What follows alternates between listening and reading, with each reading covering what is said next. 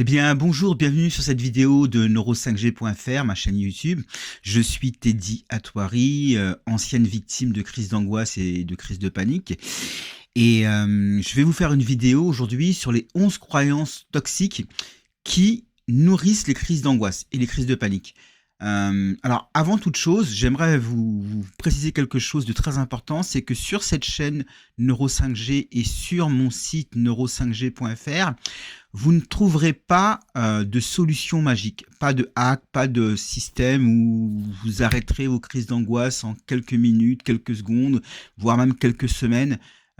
Moi, ce dont quoi je vous parle, c'est mon parcours depuis 2008 où j'ai eu ma première crise d'angoisse et de panique jusqu'à ma TCC que j'ai découvert en 2020. Donc depuis 2020, je suis une TCC et ce que je partage avec vous, c'est ce que j'ai découvert dans ma TCC et ce qui m'a permis, moi, aujourd'hui, de sortir de cet enfer qui sont les crises d'angoisse et les crises de panique. Donc, pas de hack, pas de truc magique, pas de solution magique. Tout ce que je vais vous parler, c'est des solutions qui fonctionnent extrêmement bien. Mais par contre, ce qu'il faut du travail, il faut de la persévérance, il faut de la détermination. Et ouais, on a rien sans rien. Voilà. Donc aujourd'hui, ce que je veux vous parler, ce sont les croyances toxiques qui nourrissent les crises d'angoisse et de panique. Alors les croyances, c'est quoi? Une croyance, c'est une pensée que l'on nourrit, une pensée que l'on a, qu'on croit vraie, qu'on croit juste, et sur laquelle on la remet pas en question. C'est une pensée qui nous façonne, c'est une pensée qui nous fabrique, qui fabrique notre ressenti, qui fabrique notre façon de voir les choses. Alors une croyance, c'est pas forcément une croyance religieuse ou spirituelle. On peut croire en beaucoup de choses sans que ça soit quelque chose de religieux. Alors il existe 3 types de croyances. Il y a en premier les croyances ressources, ce sont les croyances qui nous portent, qui nous font aller de l'avant. Il y a les croyances neutres. Les croyances neutres, comme le disent neutres, ça fait ni aller de l'avant, ni régresser, ni nous tirer vers l'arrière. C'est pas des boulets, donc c'est neutre. Et il y a aussi les fameuses croyances limitantes. Et dans le cas des TCC, on appelle ça des croyances irrationnelles. Alors, je vais vous partager mon écran. Donc là, vous voyez mon écran et là, vous voyez le 7/9/2020 ici. On ne le voit pas là, ça ne s'est pas mis. Donc ici, le 7/9/2020, c'est le jour où j'ai commencé ma TCC avec Alexandra Osorio. Et donc très vite, en premier, on a parlé de la respiration. Comme je vous l'ai dit sur ma vidéo Triomphe d'un rescapé grâce à la respiration. Et très vite, ensuite, vous voyez, elle m'a transmis les croyances limitantes, les croyances irrationnelles, pour pouvoir que je travaille sur mes lectures des croyances irrationnelles, que je travaille sur ces croyances. Donc, on va ouvrir cet email. Donc là, vous voyez, comme convenu, vous trouverez ci joint le document les croyances irrationnelles les plus courantes. Voilà, donc on va l'ouvrir. Donc voilà, les croyances irrationnelles les plus courantes. Donc je vais grossir un peu pour que vous puissiez bien voir. Donc vous voyez, voici le document. Là, je ne peux pas voir. Voilà.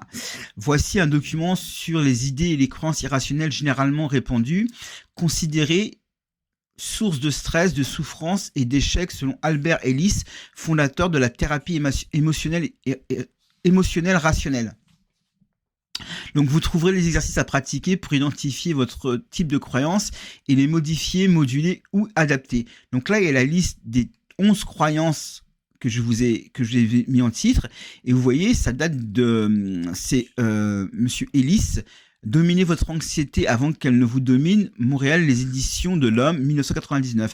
Et ensuite, vous avez des exercices à faire pour éliminer ces croyances toxiques, ces croyances irrationnelles. Donc les exercices ont l'air courts comme ça. Il y a quoi? Il y a 1, 2, 3, 4 parties. Mais en fait, ça demande vraiment beaucoup de temps. Moi, j'ai mis quasiment 3 jours à compléter ces exercices.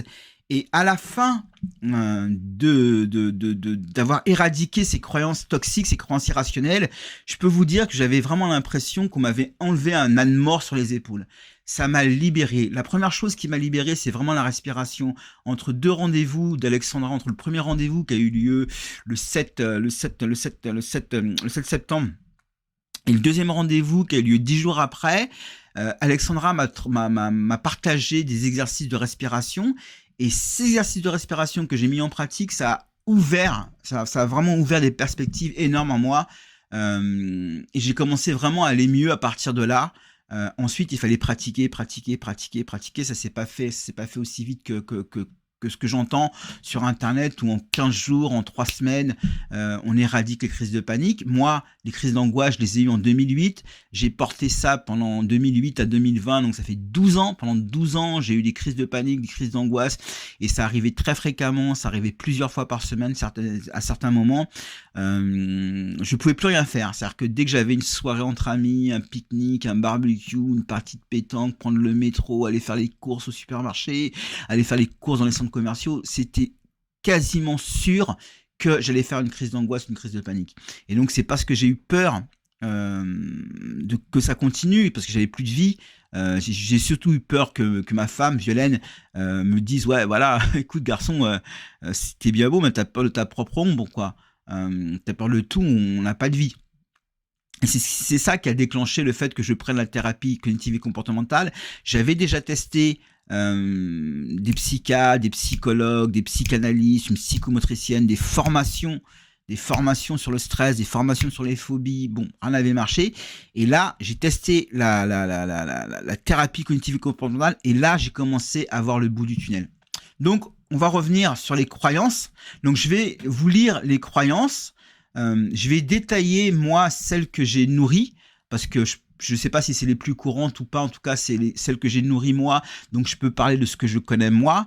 Les autres croyances que je n'ai pas nourries, je ne peux pas en parler, évidemment. Donc, je vais vous parler, moi, de ce que j'ai eu comme croyance et de qu'est-ce que ça a fait et comment ça fait que ces croyances déclenchent de façon inconsciente les crises de panique. Donc, la première croyance, la numéro 1, donc j'ai besoin d'être aimé, je dois nécessairement être aimé et approuvé par presque toutes les personnes qui m'entourent. Moi, j'ai eu cette croyance de façon phénoménale. Alors, peut-être que c'est venu de mon enfance, peut-être que j'ai grandi avec ça. En tout cas, j'ai toujours voulu être le petit garçon sage, sérieux, gentil, apprécié, qui travaille bien à l'école, qui est rigoureux, qui a beaucoup de qualités. Donc je cherchais vraiment à plaire, je cherchais vraiment à ce que les personnes qui sont autour de moi m'apprécient. Et c'est vrai, durant toute ma jeunesse, jusqu'à il y a pas très longtemps encore, jusqu'à il y a 2-3 ans, j'étais quelqu'un d'aimable. J'étais apprécié, j'avais des bons retours sur ma personnalité, mais ce qui se passe, c'est que je m'oubliais parce qu'à vouloir faire plaisir aux autres, c'est-à-dire qu'à ne jamais vouloir dire, ou alors prendre des pincettes pour dire ce qu'on pense, enfin moi en tout cas, que je prenais des pincettes pour dire ce que je pensais, ne jamais froisser, ne jamais aller à l'encontre des opinions des gens, ne jamais être clair, vraiment clair sur ce que je ressens, sur ce que je peux dire, ça fait que c'est vrai, j'étais apprécié, mais j'avais pas de saveur, j'avais pas de personnalité. Et ce qui se passait, c'est que le fait de pas pouvoir exprimer ce qu'on ressent, ça nous bouffe de l'intérieur.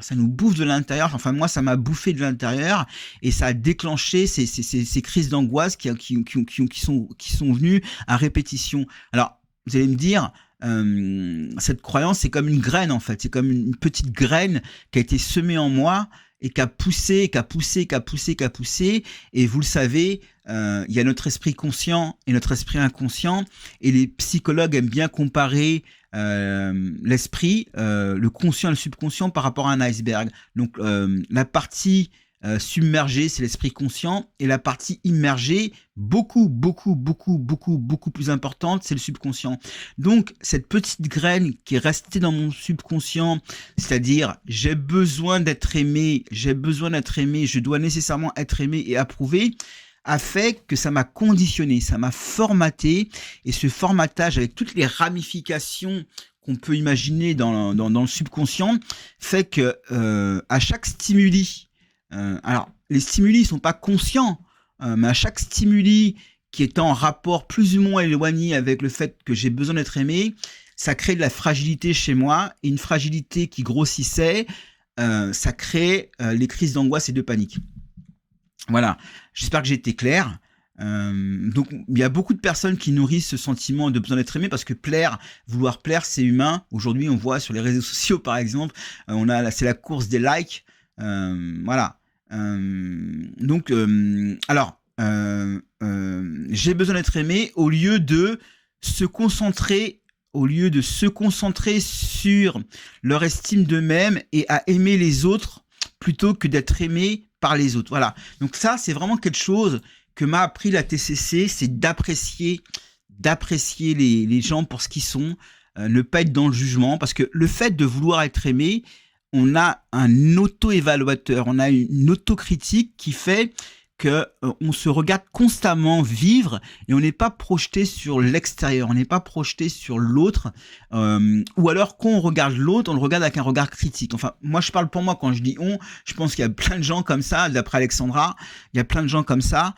Je prends mon cas pour une généralité, mais si c'est pas votre cas, ne m'en veuillez pas. Voilà. Donc voilà, se concentrer plutôt sur les autres. Et donc, ce qui se passait, c'est que j'avais ce phénomène où, par exemple, dans le bus, il y avait des personnes qui me gênaient. Voilà, parce que ils étaient différents, ils étaient pas dans ma catégorie de critères de personnes fréquentables, on va dire. Vous voyez, donc ça a disparu. Aujourd'hui, je suis hyper tolérant. Aujourd'hui, je suis dans la compassion. J'aime les gens, j'aime les voisins, j'aime tout le monde. Je fais pas de différence. Ensuite, une deuxième croyance que j'ai nourrie, c'est je dois réussir pour être connu et avoir de la valeur. Je dois être parfaitement compétent ou performant à tout point de vue. Alors moi, ça, c'est quelque chose qui était vraiment très fort chez moi aussi. J'ai toujours voulu être parmi les premiers de la classe. J'ai toujours voulu être reconnu pour ma valeur. Et ça conditionne tout ce que j'ai fait. Tout ce que j'ai fait depuis... jusqu'à ce que j'ai découvert ça avec Alexandra, jusqu'au jour où j'ai fait cet exercice et j'ai éliminé cette croyance que on n'a pas besoin de prouver sa valeur pour être reconnu. On doit simplement être authentique, être soi-même, aimer son prochain, donner de l'amour, être généreux. La valeur de quelqu'un, c'est pas la somme le nombre d'euros qu'il a sur son compte. Moi, j'ai vraiment grandi avec ça. En tout cas, quand j'étais jeune, je voulais devenir chef d'entreprise dans l'informatique. Et j'ai fait des études jusqu'en première scientifique où j'étais déscolarisé en première S. Et j'étais déjà très performant en informatique. Enfin, j'étais autodidacte en informatique, très performant, je sais pas. J'étais autodidacte en informatique, je faisais mes propres programmes en basique avec le MO5, pour ceux qui se connaissent, qui se rappellent à l'époque, les Amstrad, les Atari, etc. Et donc, j'ai toujours voulu prouver ma valeur en gagnant beaucoup d'argent, en étant au-dessus du salaire moyen. Et ma première expérience professionnelle, ça a été d'être commercial après ma déscolarisation, d'être commercial, où j'étais vendeur au porte-à-porte dans les produits d'assurance vie, des produits financiers. Et donc là, déjà, mon niveau de salaire était supérieur à la moyenne. Et ça m'a permis de me valoriser, mais d'une mauvaise façon. Je voyais ma valeur dans l'argent et pas dans qui j'étais. Parce que qui on est, c'est pas ce qu'on fait, c'est pas ce qu'on a, c'est pas ce qu'on fait, c'est pas ce qu'on a, c'est pas être, c'est ni ce qu'on fait ni ce qu'on a. Être, c'est être soi-même avec ses valeurs, ses qualités, son authenticité. C'est pas les choses matérielles qu'on possède et c'est pas les choses de valeur qu'on fait. Être, c'est autre chose. Et on voit aujourd'hui que être quelqu'un, c'est vraiment très important. Alors là je m'éloigne un petit peu. Je vais revenir sur je dois réussir. Alors je dois réussir pour être quelqu'un. Voilà ce que je veux dire. Je dois réussir pour être quelqu'un. Or qu'on est, on est d'abord et ensuite on réussit.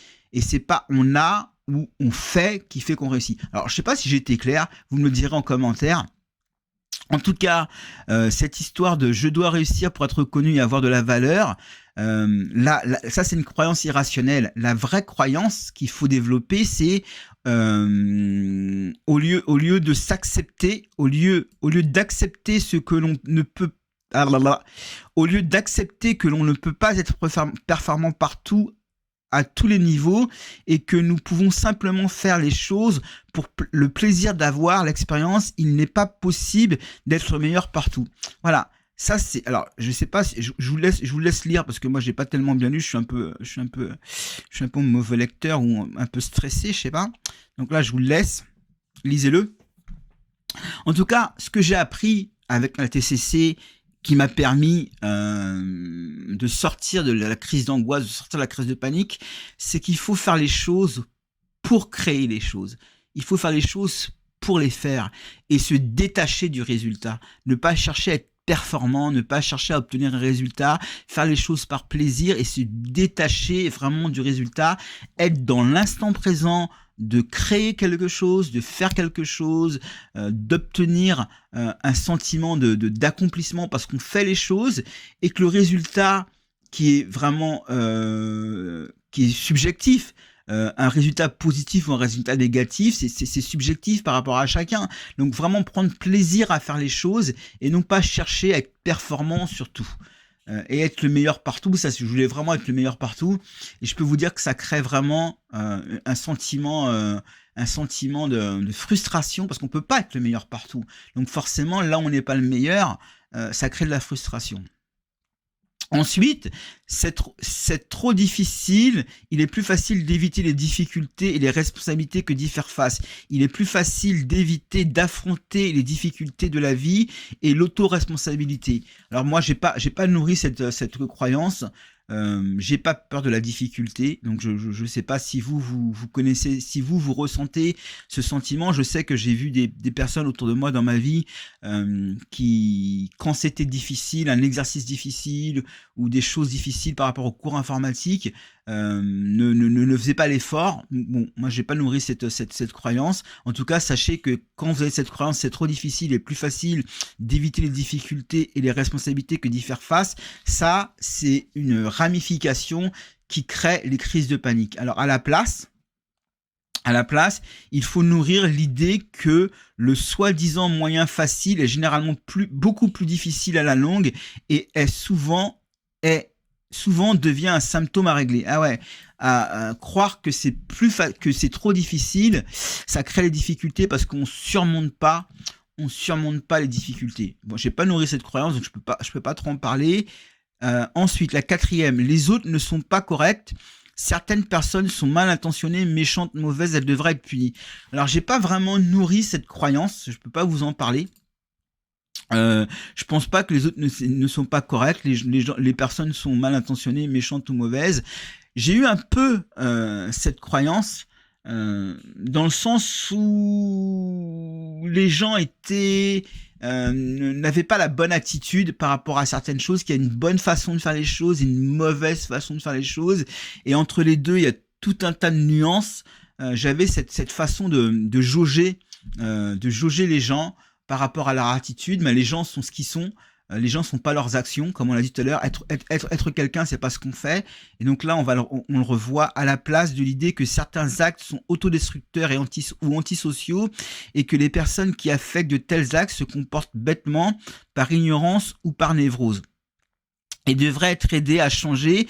Des comportements pauvres des gens ne les transforment pas en gens pourris. Ouais, ça c'est quelque chose que j'avais pas énormément, mais certaines personnes qui avaient des comportements pauvres, comme on dit, ne faisaient pas forcément de mauvaises personnes. C'est le comportement, dissocier le comportement de la personne. Ça, c'est important. Ça permet d'être plus apaisé, ça permet d'être plus serein, d'être plus dans l'instant présent, d'avoir de la compassion, d'avoir de l'ouverture, d'avoir de la tolérance. Et ça, ces sentiments de tolérance, de compassion, d'instant présent font qu'on ressent moins de stimuli par rapport aux crises d'angoisse.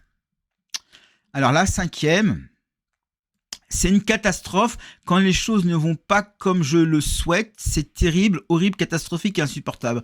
Non, j'ai pas nourri cette croyance. Donc, si vous l'avez, ce qu'il faut faire, c'est à la place accepter que nous ne pouvons pas tout contrôler et nous devrions plutôt nous adapter à la situation de manière plus convenable. Donc ça, j'ai pas nourri cette croyance irrationnelle. Donc, si vous pensez que le moindre petit grain de sable dans une situation, c'est catastrophique, donc pensez à ce que nous devrions plutôt nous adapter à les solutions à la manière plus convenable. Et j'ai fait une vidéo sur les mantras contre les crises d'angoisse. Et donc, se dire qu'on est capable de s'adapter et d'être flexible à toutes les situations, que quel que soit le challenge que l'on va rencontrer, on va pouvoir s'y adapter. Ça, c'est quelque chose de vraiment très important à se répéter. Donc là, je vois que je suis à 21 minutes. Est-ce que je continue encore un petit peu? Est-ce que ça va faire une vidéo trop longue? Alors, je vais faire le 6e. Je vais faire la moitié. Je vais en faire 6 et je ferai une autre vidéo pour les 2 autres. Les 6 autres. Les 5 autres. Donc, je suis une victime, mon malheur est causé de l'extérieur, je n'y peux rien, je n'ai aucun pouvoir sur ma colère, ma peine ou ma situation. Alors ça, à la place, c'est que vous devez être capitaine de votre vie, capitaine de votre âme. Vous êtes le seul maître à bord par rapport à toute situation. Prendre la responsabilité de tout ce qui vous arrive dans la vie, c'est vraiment très important. Ça, c'est vraiment quelque chose que j'ai compris au cours de mes 15 ans de développement personnel. Prendre la responsabilité de tout ce qui vous arrive dans la vie, c'est vraiment important. Alors, vous allez me dire, oui, j'ai été arrêté au feu rouge, une voiture m'est rentrée dedans, est-ce que je suis responsable? Non, vous n'êtes pas responsable que la voiture vous soit rentrée à l'arrière de votre voiture. Mais par contre, on est responsable de comment on réagit par rapport à cet événement. Notre réaction nous appartient.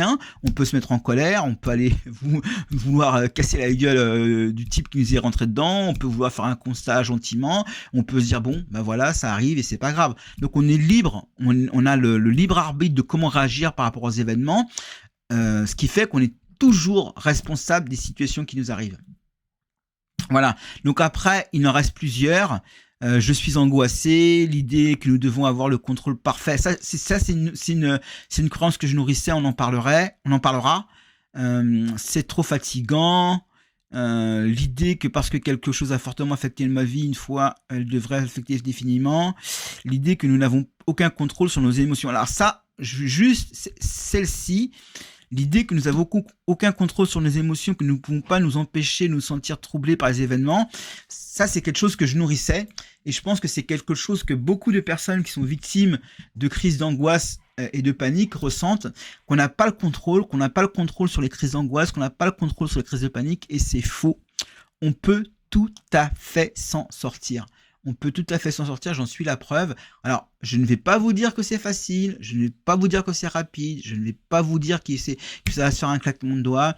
Les solutions où on vous dit oui, exercice de respiration, exercice de méditation, en quelques minutes, ça stoppe la crise d'angoisse, c'est vrai. Peut-être que c'est vrai. Peut-être qu'avec un exercice de respiration, vous apaisez une crise d'angoisse. Peut-être qu'avec un exercice de relaxation, vous apaisez une crise d'angoisse. Mais le fondement, la croyance qui nourrit ces crises d'angoisse, il faut aller l'éradiquer. Il faut vraiment aller l'éradiquer. Et c'est pourquoi, pour finir, je propose sur mon site neuro5g.fr, je vous propose 4 sessions gratuites de 45 minutes où je prends en détail la respiration, les croyances irrationnelles pendant 2 séances chacune et je vous aide à éliminer ces croyances irrationnelles sans que vous preniez de risques financiers. C'est-à-dire que avec ce travail-là, avec le travail de la respiration et avec le travail sur les croyances, ça reprend 4 séances de 45 minutes. Vous commencez avec moi la première séance, vous en faites 4 de 45 minutes et on voit si vous voulez continuer ou pas à ce que je vous transmette ce que j'ai appris avec ma TCC. Voilà. Donc c'est tout pour aujourd'hui. Je ferai une prochaine vidéo d'ici 2-3 jours sur les 6 autres, la 6, la 7, la 8, la 9, la 10, la 11, croyances irrationnelles. En attendant, je vous souhaite une bonne journée, beaucoup de courage. Accrochez-vous, on peut s'en sortir des crises d'angoisse et de panique. À bientôt!